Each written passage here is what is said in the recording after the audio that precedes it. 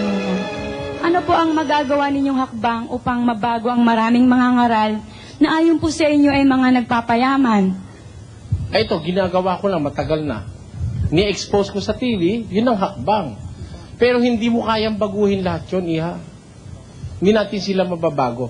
At least, ang ginagawa nating hakbang, maagaw natin yung mga tao sa kanilang panluloko. Dahil yun ang sinasabi ng Biblia na 58:1 ng Isayas. Humiyaw ka ng malakas, huwag kang magpigil.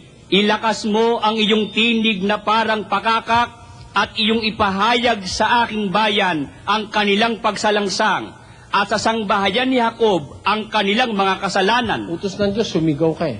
Huwag ka magpipigil. Ipahayag mo ang kanilang mga pagsalangsang. Para pag ipinahayag mo, makaiwas yung tao. Kasi may batas na ganito eh. Unang Tesalonica 5:21. Subukin ninyo ang lahat ng mga bagay. Ingatan ninyo ang mabuti, layuan ninyo ang bawat anyo ng masama. Ayun. Di kung alam mo na yung katarantaduhan, lalayo ka na. At least, hindi mo man sila mapagbago, eh yung mga maluloko nila, at least nabawasan. Yun ang hakbang namin ginagawa.